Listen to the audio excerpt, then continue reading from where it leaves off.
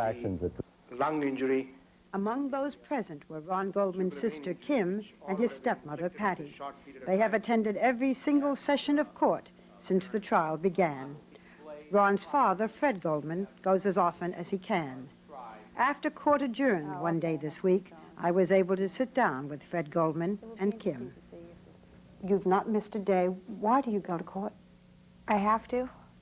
I mean, it sounds funny, but I have to. I mean, Ron and I always told each other that we would be there for each other 100% no matter what happened. And I need to live up to my end of the bargain. Fred, what is it like for you when you go to court? Difficult. I get crazy in there. It's so upsetting of what goes on in there every day. I don't know how the two of them do it. I don't understand it. But you react emotionally. Oh, I get. We just bite our tongue and sit on our hands. And I mumble and then we scream when we leave. Grit my teeth and grind my teeth and mumble, and I don't know how else to handle it. It's so frustrating. Do you think that some people have forgotten what this trial is all about? Most definitely. You do? Most definitely. You are both wearing pins that has the face of Ron Goldman on it. What does the pin say? This one says, "In our thoughts every day, Ron Goldman." Just says, "In my thoughts every day, Ron." He was a Los Angeles free spirit, 25, single, good-looking, and did an occasional modeling job.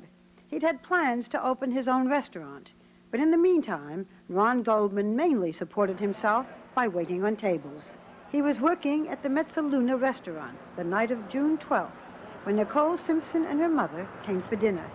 Nicole's mother left her eyeglasses on the table, and Ron Goldman volunteered to take them to Nicole's home. That's where he met his death. I first met Ron Goldman's family 2 months after his murder. We'd like people to know who the real Ron was and where he came from. Ron was the first child of Fred Goldman's first marriage. His younger sister is Kim. Fred Goldman got sole custody of both children when they were very young, so the three of them were extremely close.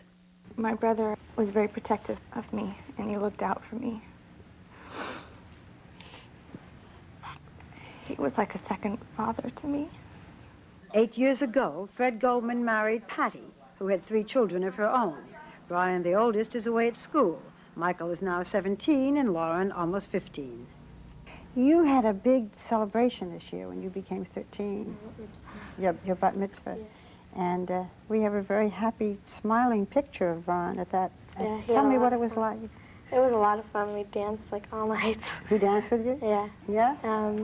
We got up there and danced, and he was real like outgoing and getting up there and having a good time. We had a really good time that night. We had a lot of fun. It was a lot of fun. Fred, Brian, which is my brother, and Ron and I were all up on the stage dancing, all 4 of us together to this, I forgot the song. Old Time Rock and Roll. Okay, obviously this is your older brother. We don't get to spend very much time together, so I'm very glad that I was able to be here and spend this time with you, because God knows where I'll be in a year. We again offer our prayers to honor Ron's memory. It is now a year later. The pain has not diminished for the Goldman family. 2 weeks ago, they unveiled the tombstone placed on Ron's grave. But the trial of OJ Simpson continues to shape their lives. Usually after a year, a healing process begins, and you begin to let go. But you can't let go, can you? No. We had Ron's unveiling recently of his headstone, and it was as if he was killed yesterday. It was just as painful. And part of it is because there's no closure to this trial, I suspect. When we talked a year ago, you said that O.J. Simpson was entitled to a fair trial, and you had no opinion as to his guilt or innocence. Do you have an opinion now about the guilt or innocence of O.J. Simpson? Yes. Guilty. Guilty. No doubts? There is no doubt in my mind that O.J. Simpson is guilty. None. This is a big change from a year ago. Well, we have all the evidence on our side now. We have all the facts out that we didn't have before. Yeah, I don't think, as perhaps angry, whatever you want to say we were a year ago, I don't think any of us were willing to ignore the fact that everybody deserves to have a fair trial. He's had a good chunk of it already, and I don't believe for 1 minute that he is anything but guilty. Do you think OJ Simpson is having a fair trial? Yeah, I think he's having more than a fair trial. Only someone of notoriety would have had all this publicity, therefore all this legal help. Only someone that is visible, of notoriety, or of wealth, whatever the case may be. If he were someone else, no one would have ever heard of it. What do you think of the defense's contention that the police conspired to make OJ Simpson appear guilty? When something gets said that they don't like, that person becomes part of the conspiracy. That person's a liar, and they get drawn into the conspiracy. That's the way that it seems to be going. My dad... The conspiracy theory is a joke. I mean, it would have had to have started with the police officers that first arrived on the scene. It would have then had to include one by one every single detective that arrived, every additional officer that arrived. We're going to run the risk Every of one of losing them, their every families. every one of them would have had to have said yes immediately. Every one of them would have had to have risked penalty under law, loss of everything in their careers, pensions and everything else. Then they would have had to involve the criminologists, the labs. I mean, it's an outrage. You can point fingers in the courtroom today if you're a defense attorney, and you can point fingers and say anything and never have to back it up. They come out with theories and with just misconception, and they dump it off. While the prosecution comes back with the fact, and how can you walk away from the fact? I don't know how you can explain away the DNA. Ron's blood, Nicole's blood in his car, Nicole's blood on his socks in his bedroom, his blood everywhere. How do you think the prosecution is doing? These are incredibly dedicated people, honest, moral, who live and breathe this thing day in and day out. Their lives are on hold. I have enormous confidence in every single one of them. I'm angry about what goes on in the courtroom. I'm angry about defense being able to say almost anything, get away with it, float theories, float conspiracy theories, be able to say that someone's a racist, be able to say that someone planted evidence, not have 1 ounce of proof to back it up, and yet be able to still say it. Those things are heard by jurors every single day, and that becomes part of what the decision process is all about. That's not what justice is supposed to be. It may be what goes on, but it's not what it's supposed to be. Kim, what makes you angry? First and foremost is that my brother's gone. And that makes me angry that he had to leave in such a horrible way. And it makes me angry that the person who I feel did this may not pay for what he did, that he can walk. And that pisses me off. It makes me angry that I'm 23 years old and I'm scared to death for the rest of my life. Scared of what? I'm scared. I'm just scared. There's a lot of things that aren't right in this world, and it scares me. Again and again we hear it will probably be a hung jury. How do you feel when you hear it may be a hung jury? How would you feel? It's very disturbing. It's very upsetting. You know, racism has become an issue. That's not what this trial is about. It's about 2 people that were brutally murdered. Race had nothing to do with their murder. There's a possibility of a hung jury, but is that what any of us want out of our system? That when facts are presented that appear to be what it's all about, that we still get end up with a hung jury? How would you feel if O.J. Simpson were acquitted? Angrier than hell. I can't even imagine. I can't even fathom that happening. I don't know what I would do. I don't even know what I would do if they said guilty. I don't know how I would react. But I think I would move. If you were acquitted, it would go against everything that I believe in. It's just almost incomprehensible that that could happen. You would be allowed to speak to the court if O.J. Simpson should be found guilty. The victims' families are allowed to speak to the court. Mm-hmm. Would you avail yourself of that right? Without question. What would you say? Without question, I'd probably want to yell at the top of my lungs that you took away my son. And that he ought to spend the rest of his life away from everyone else. I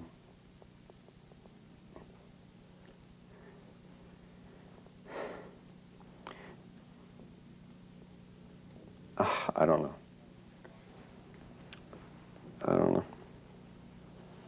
I'd be damn angry. The past 2 days have been particularly difficult for the Goldman family, as gruesome photographs of their murdered son were shown to the jury and described for the whole court. Yesterday in court, Fred Goldman lowered his head and cried softly, as did his wife and daughter. I'll be talking more about the Goldman family in a few moments. The defense has said that O.J. Simpson is also a victim. During a break in the court session yesterday, we sat down with the lead defense attorney, Johnny Cochran. Mr. Cochran, the Goldman family is convinced that O.J. Simpson is guilty. They say the DNA proves that, and that the defense's conspiracy theory is a joke. What do you say to that? I respectfully disagree with them. I think the best way to start is to look at what the jurors who've been recently excused have said to say. A lady who was supposedly pro-prosecution has come out and said the DNA did not cinch it for her. She felt there was too many questions thereafter. A gentleman who they fought very hard to get off the jury came out and said that the DNA was not conclusive for him. I'm going to tell you right here and now, there will be a very vigorous defense in this case. And given that, it would seem to me to be fair to listen to all the evidence before one came to a conclusion. This rule of the presumption of innocence is not for O.J. Simpson only. It's for all Americans and for all defendants who are similarly charged, and I think people should keep that in mind. As the lead attorney, do you have anything that you would like to say to the Goldmans? I want them to understand that we understand their pain and we feel their pain. I want to protect whatever dignity we can for the victims in this case. We're very concerned. I'm a former assistant district attorney for L.A. County, and I have a lot of concern for that. But having said that, I believe that the evidence will show that O.J. Simpson is innocent. He, too, is a victim. And there are more victims in this case. There are victims of the Simpson family, the Brown family, and the Goldman family. And our hearts go out to all of them. Many people assume that this is going to be a hung jury. Is this your assumption? No, I don't assume that. I'm going to try this case, hopefully, as though this jury can reach a verdict. And when they hear all the evidence, at the end of the day, we think they'll feel there should be an acquittal in this case. If it turns out that there are less than 12 jurors, does the defense want to continue? At this point, we do. At this point, we would take less than 12. How many fewer than 12 would you accept on a jury? Hard to say. Right now, I wouldn't want to go below 11, but we'll have to evaluate that. Depends which 10 or 11 are left at that point, I would say. The Goldmans feel that many people have forgotten what this trial is all about, the murder of 2 innocent people. Do you think that this trial has taken on a whole different character? You know, maybe outside it has, but inside that courtroom, we're painfully aware this case involves the death of 2 people who did not deserve to die, and a client who's charged who should not have been charged. That from Johnny Cochran of the defense team. Barbara, what happens next week out there with the anniversary of the murders being Monday? Mm-hmm. Well, Hugh, the Goldman family, and I believe Nicole Brown Simpson's family as well, are holding a candlelight vigil Monday night. And they hope that people all around the country will light a candle on this tragic anniversary in memory of its victims. It's a small consolation, but I think it helps to know that people do care. Surely. Hugh? You know, Fred Goldman's comments seemed so like fresh air. They were so non-courtroom in character. It was a very different view. And thank you for bringing us there. As I said, they're very fine people. Well, next, you've heard of cruel and unusual punishment, but this is unusual, but is it cruel? The chain gang is making a comeback. What's it like to work in chains? Should we go this far to fight crime? John Stossel with an inside view of the chain gang after this. People dance for sunshine, for more crops, for the blessing of a child. There was a purpose in dance. There still is that purpose. The idea of dance is that it is so honest. You can't cover up anything. What makes them beautiful on stage is that they are human beings. Good. This swing was much better. It all went around together. 4, 5, 6, 7. We are there to shift your perspective. When you come to the theater, you should leave differently. We tour more than any other company in the United States. I use the American Express card in some of the most far out places in the world, and God knows I've been there. It gets you through some extraordinary situation. American Express is welcome just about anywhere you find people on the move. Fresh picked tea leaves, dried in pure mountain air.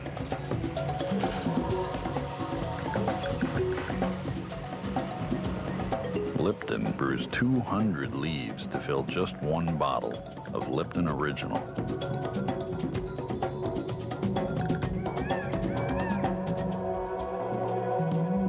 There's only one original, Lipton Original.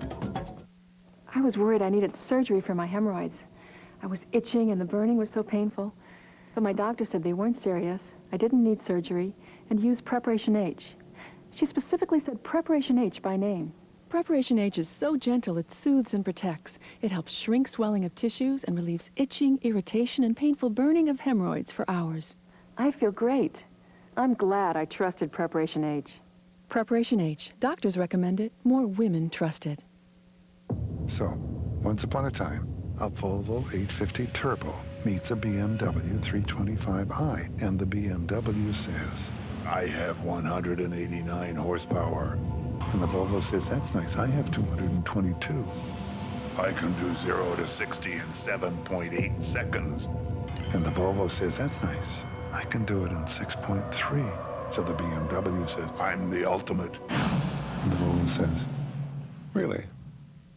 In the Derby, Thunder Gulf stormed to victory. But in the Preakness, Timber Country ruled. Now it's the Belmont Stakes, Saturday on ABC's Wide World of Sports. The marshal's got to catch a killer. That's right. But this fugitive changes faces. He's a master of disguise. Snip, snip. Cut, cut. Can he hide from the marshal? Gotcha. Jeff Fahey's now on his new night. Then... You said it was your job to find her a foster home. You just did. A moving story that will make you believe in miracles. Now what do I have to do? Sissy Spacek in A Place for Annie, Monday after The Marshal on ABC. From the executive producer of NYPD Blue comes a powerful new drama. Now, the law is his target, and a famous defense lawyer takes center stage as he defends the accused. In Stephen Bochco's explosive new series, Murder One, this fall on ABC. Now, an inside view of a controversial and increasingly popular type of punishment. Some people call it an outrage, but supporters say that it sends a strong message about the consequences of crime that this country badly needs right now. Well, what do you think about the chain gang? Should it be brought back? Is it right to force men to work in public chained to one another? Before you decide, put yourself in their shoes as John Stossel joins some of the men you might one day pass on the roadside, men who work on the chain gang. The critics complain it's cruel, primitive. You are now assigned to the limestone press facility chain gang. Jail with no TV, no radio. Here you get up at 4 in the morning to work the chain gang. The next squad taken out will be squad number 1. Let's meet some of the men, all of whom say this form of punishment just isn't fair. Ken Ashley is one of the youngest inmates. He's just 17. He was sentenced to 10 years for armed robbery. Bob Harding has a 15-year sentence for manslaughter. Ed Chappell, he's serving 3 years for robbery. Squad 1, out the door. Jack Hershiser, he's serving a 10-year sentence for burglary. March! March! It takes almost 2 hours to get them out to the highway, chain them up, and get them ready for their 10 hours of work. If you're driving down an Alabama freeway, it's quite a sight. Suddenly, right next to the road, you see hundreds of prisoners. You don't see the chains right away, but each convict has cuffs around his ankles and an 8-foot chain that connects him to 3 or 4 other prisoners. You tell the man that. Alabama says this is saving money, not just in getting some work done free, but with chains, they say, fewer guards are needed. One can watch 40 inmates. Still, this isn't about saving money or getting highways clean. It's about getting out a message that the state's tough on crime. Now, this is an unusual sight because we haven't had chain gangs in this country for 50 years. But 50 years ago, chain gangs were common. What changed that was a movie. I'll learn you to sit up and hold on to this. Fugitive came out 60 years ago, and the brutal images portrayed made a powerful impression on people. Chains came to be viewed as cruel, racist, unnecessary punishment. Raise them high.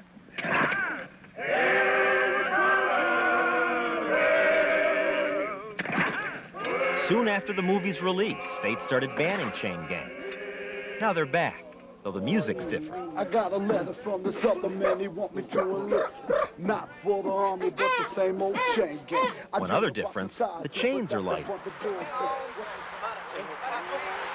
We take shoestrings and we cut them and we tie them on our sides so we don't have to carry them in our hands all day. The convicts quickly learned to innovate. The odds of falling and tripping over it or something like that are a lot less. Finding ways of making a bad lot a little better. We take old boots and we cut them in half and we lace them on top of our boots. That way it makes it what we call a chain guard, so it won't just dig straight into your ankle. Now, in some prisons, inmates volunteer for road work, but not with the chains. There are no volunteers here. To me, I think this is a bunch of... Because they put us out here and expect us to work, but they chain us up. Take the chains off our ankles. Provide school, provide education that when we do get out to face society, we'll have something to fall back on. I don't have a high school education. They got me on a chain gang. I can't learn nothing. At least here, you're learning to get up in the morning and work all day. That teaches you something. I could have done that when I was on the street, but I didn't choose that route. Yeah, so this is only fair. I You can't can get learn a trade. enough to start a lawn care business. That's not the occupation I would like to have. Prisoners also complain they can't get far enough apart from each other to work safely. Let me be punished in any way besides chaining me to somebody 8 feet apart and letting them hit me in the back of the head with a swing blade because I jerked too hard on their chain and upset them. A number of inmates are suing the state, saying this is cruel and unusual punishment. Whatever money Alabama saves here on highway work will probably be spent to fight lawsuits. It's just one more of those public stunts that embarrasses our state in the eyes of the nation. Morris Dees of the Southern Poverty Law Center has filed a class action suit against Alabama. If they spent the same amount of money trying to educate these men to read and write and have skills when they get out of prison, it would be money better spent. And there are plenty of other critics. The UN Committee on Torture says this is alarming. The ACLU says that this is teaching men that they're animals. On the other hand, most people here in Alabama seem to like the idea. A recent poll showed 70% support chain gangs. More power to them. Put a chain, put a ball out there with it, too. I think it's good for them. It ought to make them don't want to commit no more crimes. And I guarantee those people with those chains on, they won't want to come back and go back out there when they get out. It's all messed up. It it breaks us down, and things like that. People ride by all day. The governor says that's good. People are going to learn something. A kid looking out the window is going to say, that's what will happen to me if I do what they did. See, but this right here, this ain't number modern-day slavery. You're not allowed to chain an animal up in Montgomery. Well, animals don't break the law. But still, you're not comfortable in these chains. You know what I'm saying? You can't really work while you got these chains on your ankle. So what? You robbed somebody at gunpoint. You're supposed to be punished. How would you feel if it was your brother in prison with these chains on his ankle? But my brother didn't rob anybody. I know it. I'm just using that, for an example. Warden Ralph Hooks and other prison officials say the chain gangs are a great idea. They even make the prison easier to manage. And working the inmates is good because there's less stress inside the facility once they're out working. They come home tired, I bet. Oh, yes. They're ready to go to sleep once they get in and eat. So I can only imagine how my ancestors felt. At least I know I only have 20 days left, but they never knew when they was coming out of slavery. Having a chain gang in Alabama does raise the issue of racism. Reminds people of the days when slaves were chained.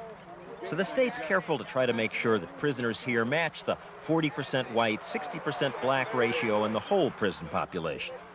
Sometimes when they're attaching prisoners to chains, they even yell out, 3 and 2, 3 and 2, to make sure each 5-person chain has 3 blacks and 2 whites. There's no excuse for what happened to your ancestors, admittedly. But what does that have to do with you? You're not here because you're black. You're here because you repeatedly broke the law. I'm here in prison today because I made a bad decision at a bad time. Right, that's different from slavery. This is punishment that you deserve. They're just experimenting with us. It's just cruel and unusual. You killed your uncle, stabbed him to death. You deserve punishment. Well, I also have that on appeal.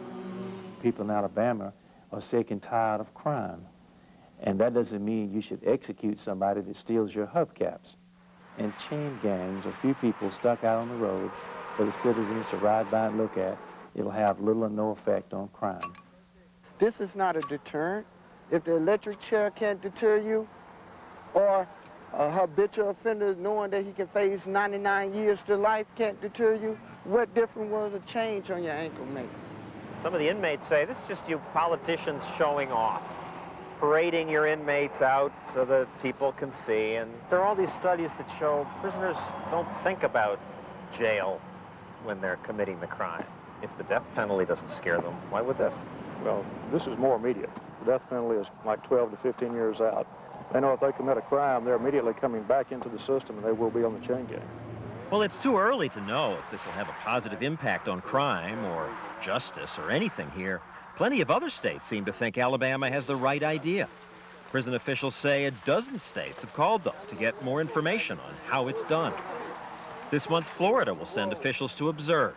And last month, Arizona decided it too will bring chain gangs back, regardless of what the prisoners say. All these prisoners we talked to say, this is just unfair. This is cruel. This is demeaning. Well, I've got a message for them. Don't commit another crime in Alabama and they won't be back on the chain gang.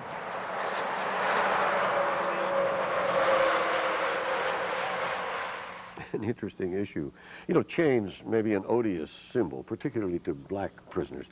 But it's hard to see it as cruel. The work is tough. That goes with the territory. But is it worse to have to work under a chained to each other with fewer guards or with more guards and not chained? I can't see the cruelty. Well, they would say it's worse to be chained and to be in the hot Alabama sun working 10 hours and the chains pulling against your legs and snakes in the grass. They worry that one prisoner will run from a snake and cut the other with the scythe. They say it's worse, but is it cruel? It's punishment, and there's the argument over should jail be just incarceration or punishment too. I agree. I think this is reasonable punishment. Thank you, John. Well, next, a book that made publishing history. Embraced by the Light, it's one woman's elaborate vision of life after death. She claims she died and went to heaven. What was it like? Hugh with her incredible journey when we come back.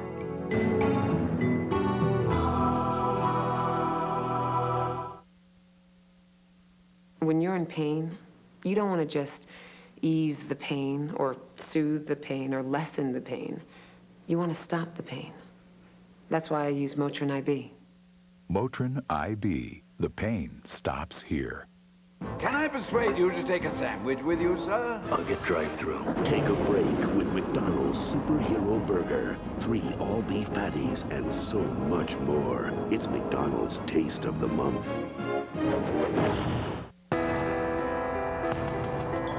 When does a car feel good? When things are easy to reach.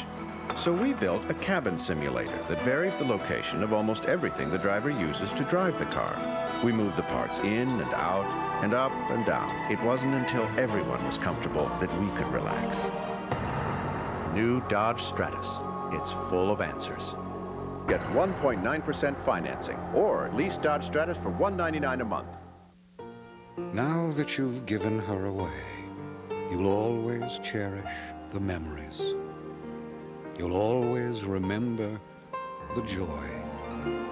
And you'll never forget the bill.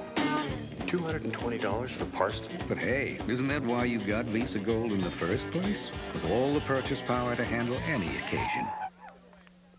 Even the most precious. Visa Gold, it's everywhere you want to be. Weeds keep coming back? Then kill the roots with Roundup. No root, no weed, no problem. Roundup. When I have diarrhea, I could use some comforting. I get it from kaopectate. Just a couple spoonfuls of creamy, soothing kaopectate is all it takes. Kaopectate. There's still nothing else quite like it. I grew up in a house that was real pretty on the outside. Suzanne Summers tells the true story of her troubled family. But inside, everything was out of control and violent. And the triumphant journey that would change their lives. Keeping Secrets, Sunday on ABC.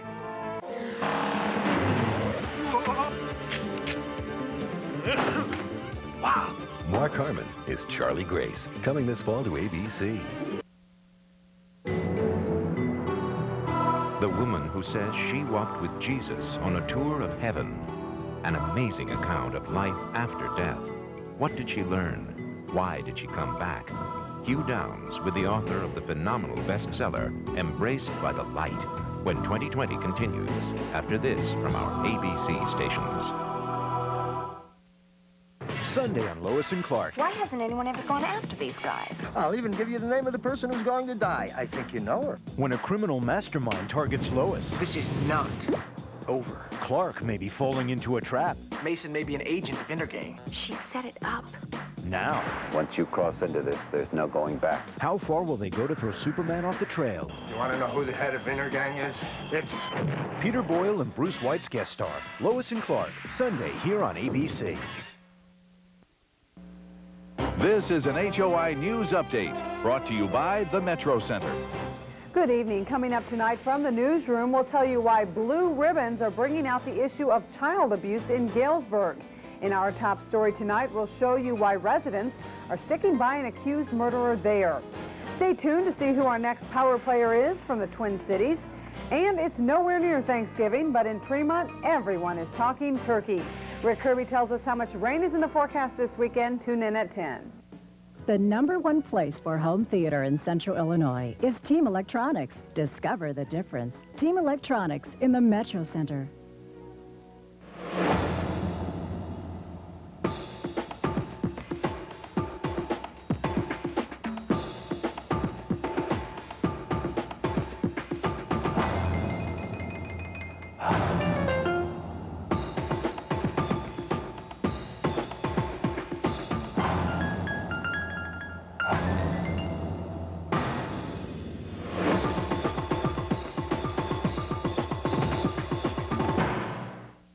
We're WHOI for the heart of Illinois. Don't miss the Fine Art Festival this Saturday and Sunday at the Metro Center, the best shopping in town. From ABC News, 2020 continues. Once again, Hugh Downs.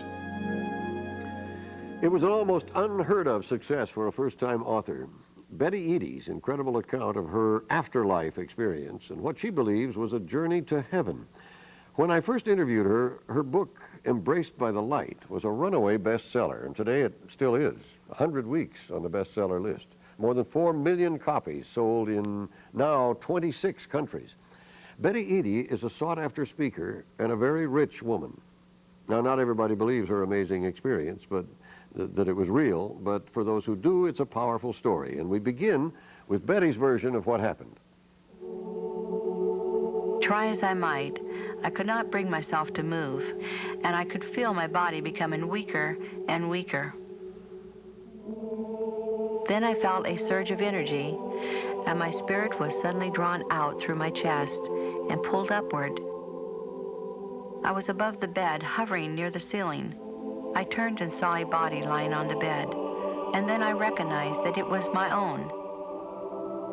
So begins an account of an incredible journey to a realm from which we've always assumed travelers never return. A first-hand report of one woman's experience of dying. I began to hear a rushing sound. I was literally sucked up by some tremendous force. I felt myself moving forward through it. I had never felt greater tranquility in my life. I noticed a pinpoint of light. As I approached that light, that is when I realized who that light was. Love emanated from this being, and he had his arms open, and he embraced me, and I knew that he was Jesus Christ. I said to him, I'm home. I'm home. I'm finally home, and I never want to leave you again, ever. Was this a dream or a hallucination manufactured by a dying brain? Or, as Betty Eady says, a transcending encounter with a life after this one? Well, there have been reports of near-death experiences since at least as far back as the Pharaohs. But Betty Eady's vividly detailed account of the journey to heaven she says she experienced following a partial hysterectomy 20-some years ago has made the deepest impression by far on the greatest number of people. Her book, Embraced by the Light, has been embraced by the public. The appeal of the book can be very personal. I was going through a really tough time when I read her book, and it reached inside and gave me hope. And I want to thank you for your book, because my mother actually died not too long ago, and it's helped me. Thank you. My mom gave me this book on Christmas Day, the day before she died in a car accident. And your book has really made me feel better about where she is now. I read this book to my 19-year-old daughter a week and a half before she was murdered. Her description of death as a blissful experience, no matter how traumatic the cause, has brought comfort to many. She said, Mommy, I've been afraid all my life I'd be murdered. I'm so happy to hear that. I wanted you to know that. Thank you very much. God bless you. The entire message in the book is about love. It's about how we are to learn to love one another. In the studio with us, we've got Betty Eady. In a continuing whirlwind of radio appearances and lectures, Betty shares what she says she learned in heaven, both about the afterlife and about lessons for living here on Earth. I learned that we are all divine by nature. Each and every one of us, divine, perfect. But when you come to Earth, you become mutated. If you're bad on Earth, you get punished up there? If you're bad on Earth, generally, you punish yourself. She says Jesus even had a sense of humor. He said, you're in the right place, but at the wrong time. He did shtick? Well, I don't like to use the word died because there's no such thing as death. I learned that because I experienced it. She describes a heaven full of loving guardian angels, majestic mountains where she was shown a waterfall. Each little droplet of water that cascaded over the falls had a tone, and it glorified and it praised God by its very existence. She was shown a garden of intense color where each flower was illuminated from within. I noticed a rose near me that seemed to stand out from the other flowers. I seemed to be able to see down into it. It was beautiful. It had a melody. I was told that that is what love is all about. When you love someone, it grows and expands. What happens to animals? Can people be with their pets again? Yes. And always, there are questions. Is everyone allowed in heaven? Yes. What do you think about evil? I understood that the negative things in life are necessary in order for us to have the positive. Betty Eady had her fair share of the negative things in life. The 7th of 10 children, her parents divorced when she was 4. She was sent to a Catholic boarding school here at the Rosebud Indian Reservation in South Dakota. Her mother was a full-blooded Sioux. We were taught that, literally told, that we were heathens and that we were sinners. I mean, I always felt alone in this earth.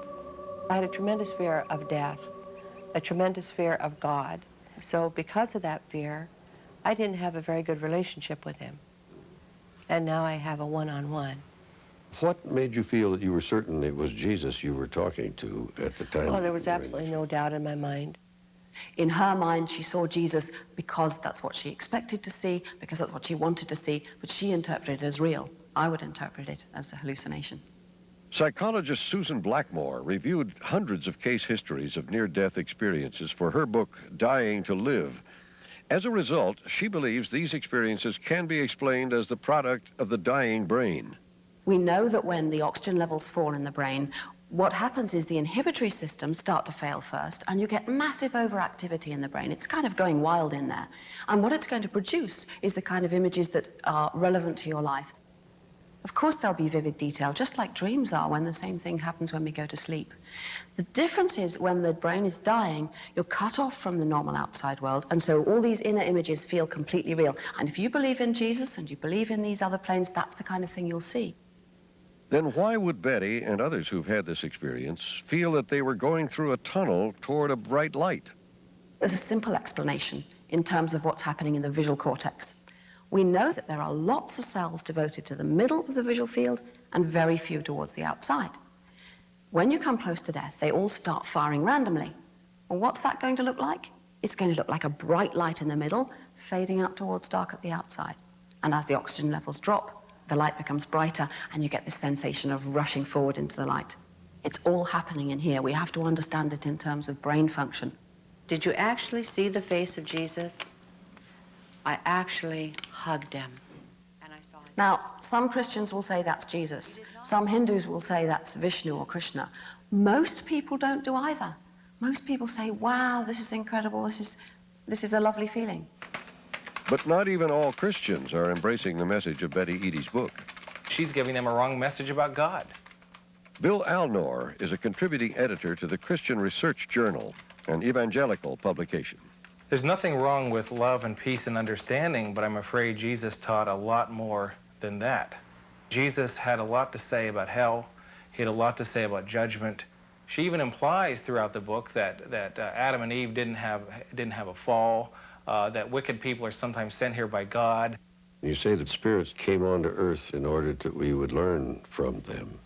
Why would a spirit choose to come to Earth, maybe only to become a Hitler or a Stalin or a Charles Manson?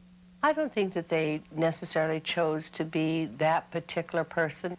Circumstances in their life, perhaps a dysfunction in their family, brought them to a point of total dysfunction themselves. She says she was even told the spiritual meaning of the Holocaust. I learned that the Holocaust provided a moment of teaching for us, and that the Jewish people, it was told to me, the ones that died, actually selected that, not on the conscious level, but spiritually, subconsciously. They knew that they were doing this for some divine purpose. That would be a horrendous sacrifice. It is. It is. Perhaps the most troubling aspect of Betty Eady's account is her refusal thus far to make any medical records available that would show she was clinically dead. She claims she does not want to injure the doctor or the hospital's reputation. But she also told us the doctor has since died, and the hospital, of course, will not release any records without Betty's permission. What caused Betty's death? I would imagine it was a hemorrhage. I went back 5 years later and spoke to my doctor about it, what may have happened. We didn't get into specifics. We didn't really talk about that. He was more interested in my experience, and I was interested in telling him about it. How I died has never been of interest to me, and it isn't even interesting to me now. I almost feel like I'm being blasphemous by speculating as to whether I died or how I died, because I was told when I was there by Jesus Christ himself that I had died. I'm not that bold of a person to tell such a story if it were not true. I would be in jeopardy, jeopardizing my position there in that beautiful place if I were to lie to you. What was the reason for waiting 19 years, really, before you produced the book?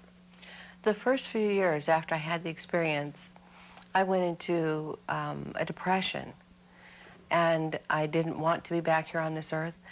You cannot have an experience like this and meet who I believe and know is Jesus Christ, and feel his love and not be depressed when you're away from it.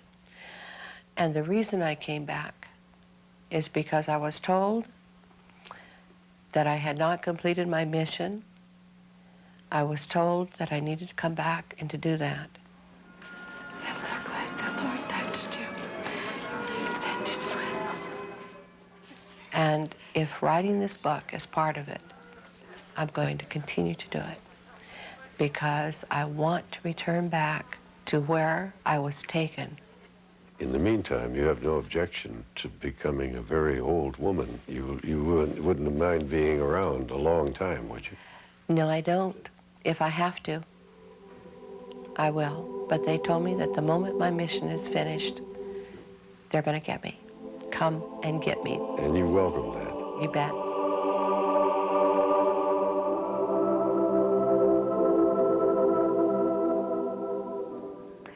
Well, that's certainly a lovely way to feel, but Hugh, I have some problems with this almost philosophically. I mean, in seeing Jesus one-to-one. If you're a Buddhist or a Muslim or Jewish or an atheist, I mean, then what about this experience, which is so singular for her? But she does believe it, doesn't she? Well, I know that she believes it. I believe that she believes it. You know, she really had the experience. The question is, was it subjective or objective? And I tend to think it was subjective. It was in her mind. Mm-hmm. There have been a whole rash of these books now, Life After Death. It's obviously very consoling to think that life after death is much better than life on Earth. Is she writing another book? She's now contemplating another book, and it's based on questions that she is often asked, so that we can look to that. It is a topic that many people are fascinated by, and it has in common the idea of that light and everything that people seem to experience when they go through that. It is always of the greatest mystery, and therefore it is always of interest. Well, when we come back, the 2020 investigation that could end up saving you hundreds of millions of dollars. Stay with us.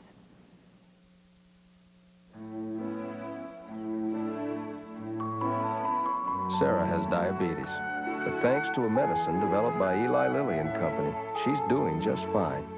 Today, Lilly is doing more than ever. By collecting, analyzing, and sharing information from around the world, Lilly keeps healthcare professionals up to date with more effective ways to help their patients like Sarah live healthier, more active lives. Eli Lilly and Company. Knowledge is powerful medicine. Over the past 3 years, Dodge has offered a choice of more new nameplates than anybody else. Here are 3 more new choices that make it easier for you to drive the best-selling Dodge Caravan. Like cash savings and values to $23.60 for current owners, or an interest rate as low as 4.9%.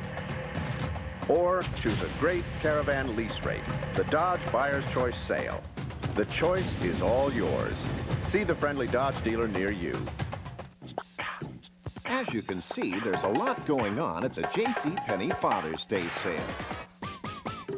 Like incredible savings on lots of popular brand name sports shirts in hundreds of colors and styles. So if you want to save a whole lot on the whole lot, pop on over to the JCPenney Father's Day sale. Because this kind of thing can't go on much longer. JCPenney! See your local paper. ABC News 2020 will continue in a moment. Tuesday, a serial killer is back on the streets. This man strangled my child. And a father puts a price on justice. I'll give you $1 million to kill him. NYPD Blue, Tuesday on ABC. Viewer discretion is advised. Would that be an unmarked bills?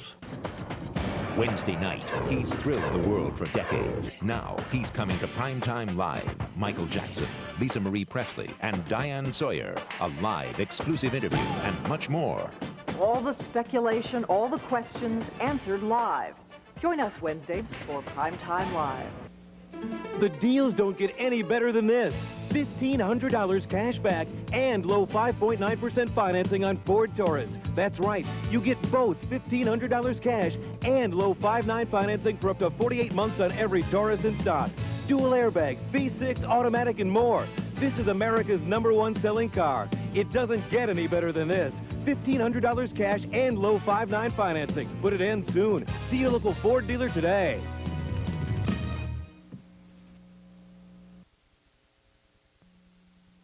Now, an update on a story that made the Pentagon duck and cover when 2020 broke it a few months ago. It seems Washington had found one more way to waste your money. General Joseph Ashey was our case in point.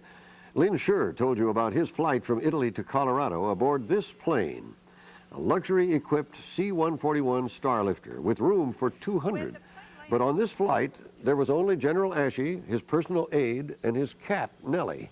As retired Army Colonel David Hackworth told Lynn Scher then, it was a high-flying trip and you paid for it. They could have flown back for $1,444.25. That's a big difference, Lynn, between the $200,000 that it cost the U.S. taxpayer. Our report prompted investigations by Congress and the military itself. Yesterday, the first findings were released, and they suggest that General Ashey's case is not an exception. Congressional investigators say senior military officials are costing taxpayers hundreds of millions of dollars every year by taking these privileged military flights. They recommend commercial flights be used instead, and that the fleet of 600 aircraft that these officials now fly be reduced and better supervised. We'll be right back.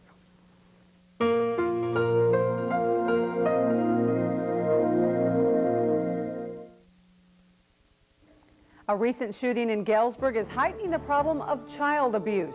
Tonight we'll show you what many in the community are doing to deal with that problem.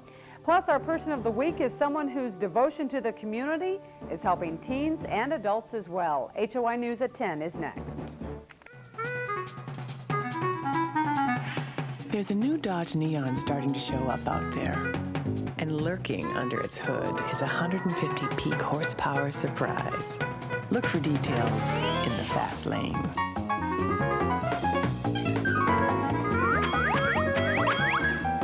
Say hello to the other Dodge Neon, the Sport Coupe. Get 1.9% financing or lease Dodge Neon for $179 a month. 2020 brought to you by Dodge. The more things change, the more things look like the new Dodge. Well, now it's time to check in with Nightline, and Ted Koppel has a preview of tonight's program. Tonight on Nightline, there are young people from different neighborhoods, different races, different worlds, putting the story of their lives on stage. An experiment in harmony. City at Peace. Tonight. That's Nightline after your local news, and that is 2020 for tonight. Barbara, I imagine you'll be making your way east to be here next week? Yes, I will miss you, and I'll be happy to be back with you next week. Right. Well, we thank all of you for joining us. And remember, wherever we are, we're in touch, so you be in touch. I'm Barbara Walters, reporting from Los Angeles. And I'm Hugh Downs. And for all of us here at 2020, have a good, safe weekend, and good night. Sunday on This Week with David Brinkley. Speaker Newt Gingrich is in New Hampshire, but he says he's not running for president. Find out from the speaker himself, Sunday. For transcripts, call 1-800-ALL-NEWS.